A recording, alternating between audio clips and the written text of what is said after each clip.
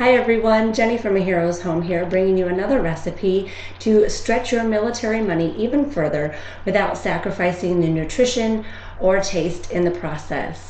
If you haven't joined the coupon revolution as of yet or jumped on the bandwagon, then we have the perfect recipe for you today.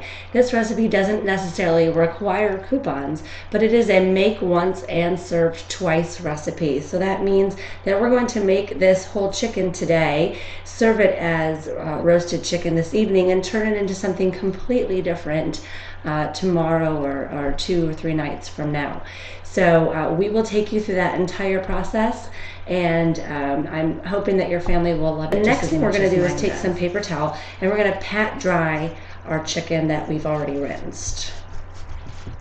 And then we're going to drizzle some olive oil over the chicken. I've got my trash right over here. We're going to drizzle some olive oil right on top of the chicken there. And then you're going to get to know your chicken very nicely because you're going to massage that olive oil all into the chicken. And when you do, I want you to get it on the wings and the legs, flip it over on the bottom. Just rub that olive oil all in the chicken. Okay, now because you've taken everything out of the inside, you have a nice open cavity in there. And what we're going to do is season our chicken from the inside out. We're going to put some seasoning on the outside as well. But we're going to stuff the cavity of our chicken with some onions, and I've already cut those up here, some celery and carrots and garlic. And I took two large cloves of garlic and just large cubes. You don't even have to crush it or mince it, just large cubes, because all you're doing is trying to season here. We're going to season the chicken with some salt, pepper, and poultry seasoning.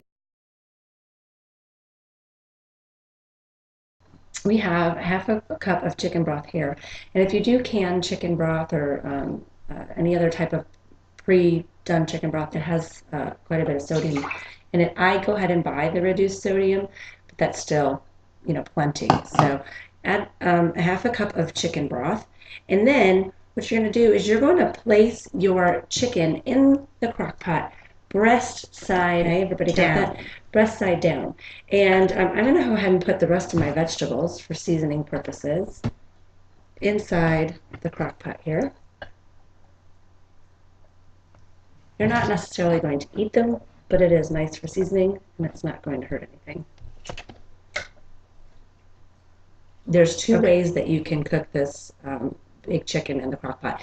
You can put it on high for 2 hours and then low for 5, which will prevent some of the falling apart. I like when it falls apart. I think that means it's nice and moist. Or you can put it on low all day if you're at work. The reason I put it upside down is because the juices then run to the breast and keep it nice and flavorful and juicy instead of drying out. So if you like to as well, if you're home while you're cooking this, you can also turn it several times. I'm going to come back in a couple of days and show you how you can turn this baked chicken then into another recipe for chicken tortilla soup. 6 cans and you're done. Chicken's already made. So quick, easy recipe. You've served 2 times, 1 meat. The whole chicken costs about $4, and I'll give you the rest of the details if you'll stay tuned. Have a good day, everybody.